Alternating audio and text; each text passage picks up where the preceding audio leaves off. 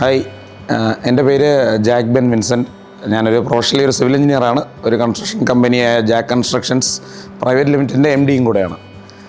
ഞാൻ ഇന്നിപ്പോൾ ഇരിക്കുന്നത് കൊടപ്പനക്കുന്ന്, തിരുവനന്തപുരം കൊടപ്പനക്കുന്നുള്ള സ്ഥലത്ത് ഒരു 5.8 സെൻറ്റിൽ 2500 സ്ക്വയർ ഫീറ്റും 4 കാർ പാർക്കിംഗ് ഇടാൻ പറ്റുന്ന ഒരു വീട്ടിലാണ്.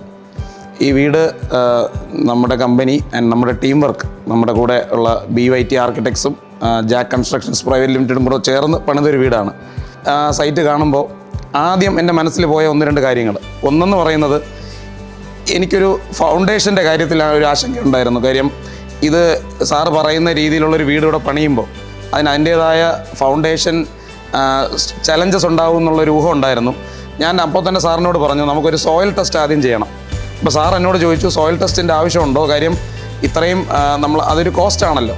പക്ഷേ ഇതിൻ്റെ ഒരു കാര്യം എന്ന് പറയുന്നത്, നമ്മളൊരു 30,000-ഓ 40,000 രൂപയോ നമ്മളൊരു ഫൗണ്ടേഷൻ ടെസ്റ്റ് നടത്തുമ്പോൾ നമുക്കറിയാം നമ്മുടെ വീടിൻ്റെ അടിസ്ഥാനം എന്ത് ചെയ്യണം എന്നുള്ളൊരു തീരുമാനത്തിലെത്താൻ പറ്റും.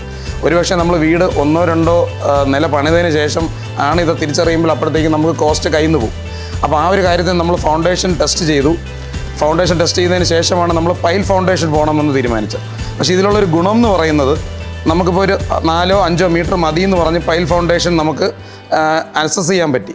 അത് കാരണം നമുക്ക് കോസ്റ്റ് കൺട്രോൾ ചെയ്യാൻ പറ്റും. അല്ലെങ്കിൽ ചിലപ്പോൾ 1-2 ലക്ഷം രൂപ അധികമാകും. അപ്പം നമ്മൾ ഈ കൊടുക്കുന്ന 30,000-ഓ 40,000-ഓ സോയിൽ ടെസ്റ്റ് കൊടുക്കുന്നത് എപ്പോഴും ലാഭകരമായിട്ട് വരും.